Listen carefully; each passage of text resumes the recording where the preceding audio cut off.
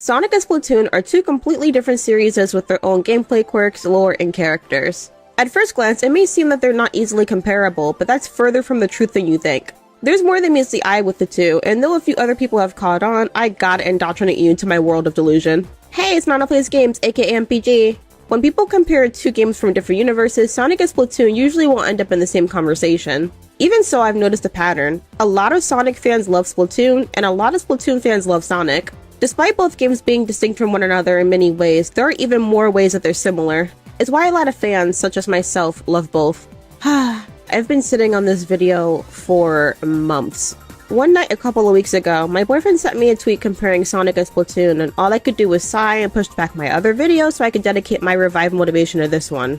I swear to God, he did it on purpose. That's just how strong my love and/or obsession for both series is, I guess. Anyway, with that out of the way, let's compare.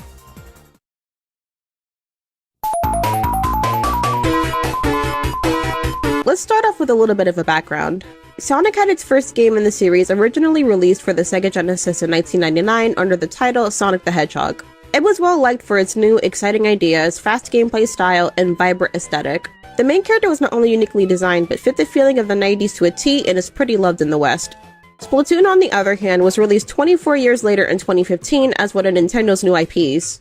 Its first game was released on the Wii U and was as innovative as it was unlike anything anyone had ever seen before. The characters were cute, distinctive, and spoke in slightly outdated slang. Its gameplay and how borderline bizarre it was got a lot of attention, with a lot of focus on going in and out of squid form. Though it was a pretty new game and very outside of the box, it became one of the many faces of Nintendo, especially in Japan. Starting to recognize a pattern yet? If not, let's start with aesthetics and appearances. Sonic fans are pretty infamous for being absolutely in love with the Blue Blur's overall style. Unlike Splatoon, the games have changed quite a bit over the past, almost 34 years, but some reactions remain the same. Both games may be different, as Splatoon is a shooter and Sonic is more platforming based, but there are some cool tricks you can do in both. For example, the trick mechanic in the Rush titles is not just to fill up a boost gauge, but to also make the player feel cool as they zoomed across the stage. Another example of this kind of thing would be the sometimes difficult QTEs in Sonic Unleashed. While sometimes frustrating, completing some tricky QTEs and being rewarded with a better path and tricks from Sonic is a great feeling. Sonic games are also usually about going fast and trying to beat levels as quickly as possible using the tools at your disposal. Being able to find a new path, reach it with absolute perfection, and beat the stage faster and faster each time is a feeling unlike any other. Splatoon is a pretty different series and the gameplay is as well, but the same thing applies. You can feel like a total badass playing the game. Splatoon's entire setup exists to reward a player's skill and ability to react to their environment.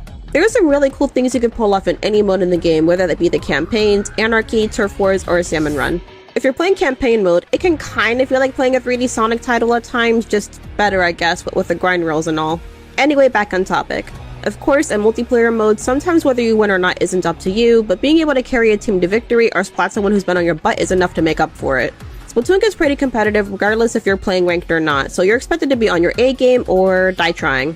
There are so many ways you can feel like a total powerhouse, like pushing your way to victory through a seemingly unwinnable match of Rainmaker, or somehow making it through a hellish wave in Salmon Run, or even getting a faster time in the campaign, specifically Side Order. Anytime I beat a level faster in Side Order than before, it felt a lot like getting a faster time in a Sonic game, which is great. So it's not just a matter of feeling capable and winning, but also feeling cool while you're doing it.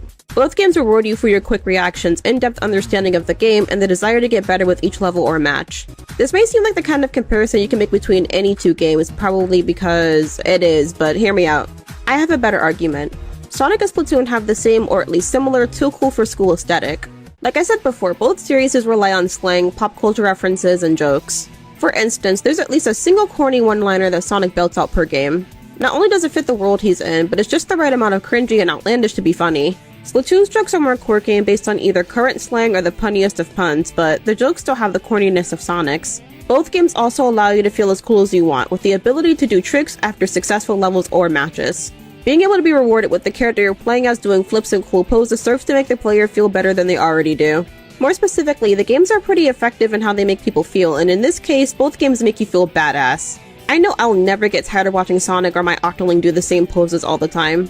Both Sonic and Splatoon are just so unapologetically cool and just, I don't know, themselves. They're unlike anything else and that's no issue for them. If anything, it's what gives them an advantage. Everyone is free to be themselves, and it's quite a relief to see characters be so unashamed in their attitudes, no matter how big and bold they may be. It really does end up intentionally or unintentionally being an inspiration.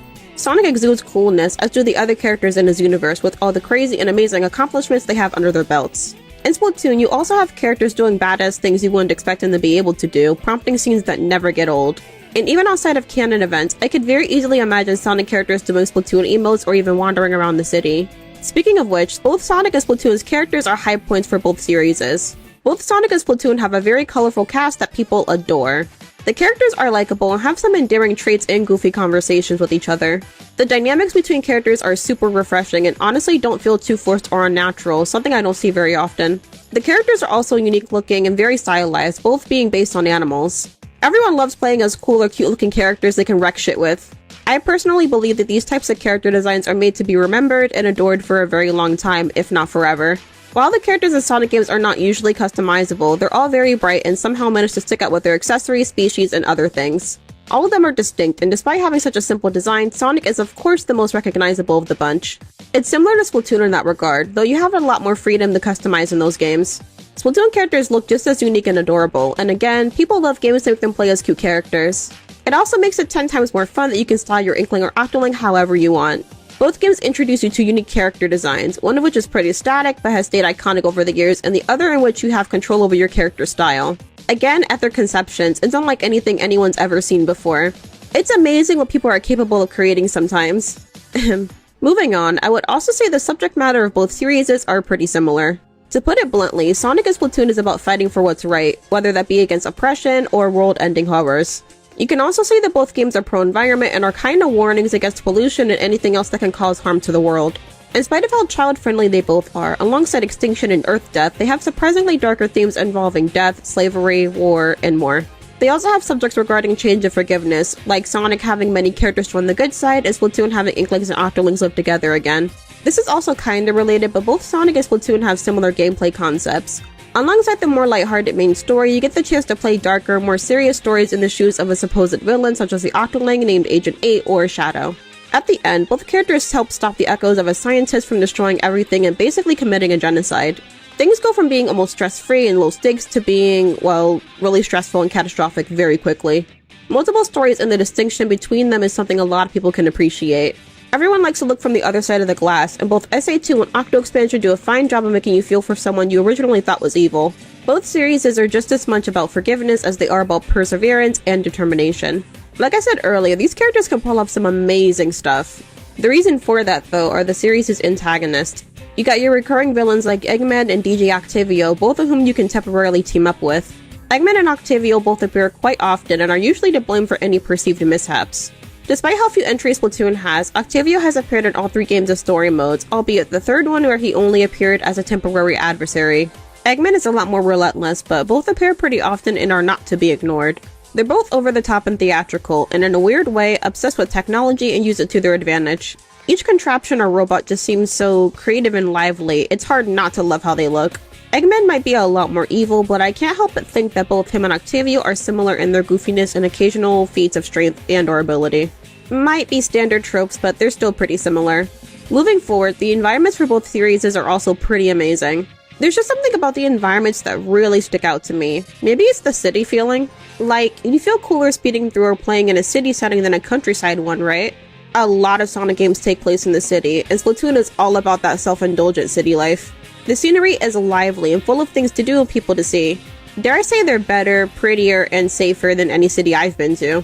It makes you feel like there's so much to do and explore, and the designs are totally gorgeous. Also better than the US's almost non-existent walkable cities. Even the quote-unquote non-city environments in the games are vibrant, beautiful, and so visually appealing. It's almost as if the world is opening up to you more and more, showing you the beauty that can be found in these games.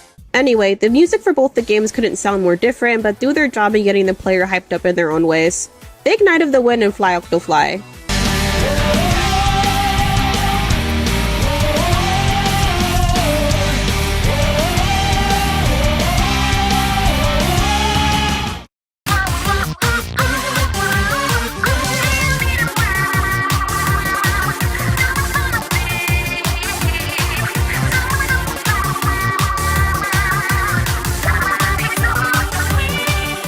Both games also use different kinds of music genres for their games and completely turn those genres on their heads.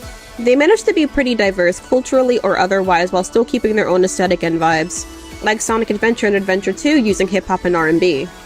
Ask him a question and he vanished in a second. I'm walking through valleys, crying pumpkin in the alley. Didn't seem happy, but they sure tried to get me. Had to back him up with a fist metal crackle. I'm hearing someone saying, you a chicken, don't be scared. It had to be the wind, cause nobody wasn't there. I searched and I searched as I climbed up the wall. And then I started to fly, I went in deeper. A lot of songs are also sampled from a lot of important black figures, musically inclined or otherwise. Or Splatoon 3's deep cut having cultural ties in their music, and Shiver's style of singing being modeled after enka, a Japanese music genre.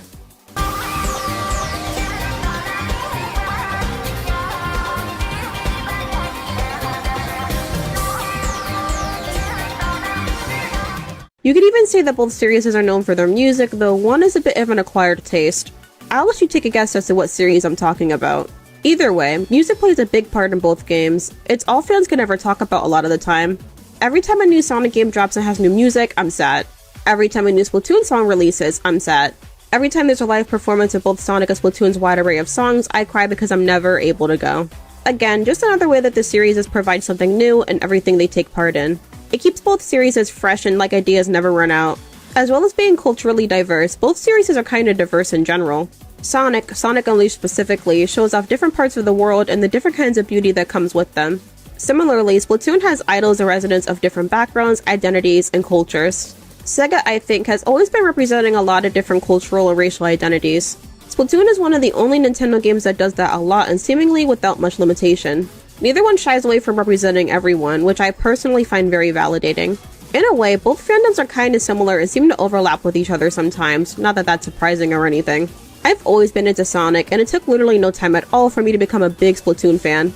Both give me similar vibes and feelings of this, how do I put it, freeing euphoria? I just feel so alive even thinking about these games. I don't even need to play them to feel their gravitational pull. I can only imagine a collab. My poor heart would not be able to take it. I already can't ever react normally to things I like a normal amount, let alone things I absolutely love. Still, I hope more people are able to see the similarities between Sonic and Splatoon, delusional arguments aside. It couldn't have been that big of a surprise that I did this kind of video, right? I'm a huge fan of both series, though that might have been kinda obvious. 19 out of the 42 videos on my channel are Sonic related, and well, just look at my Sona. I feel qualified to speak on this topic, but please let me know your thoughts in the comments. Make sure to like and subscribe too. This is MPG, I'll see you later. Peace!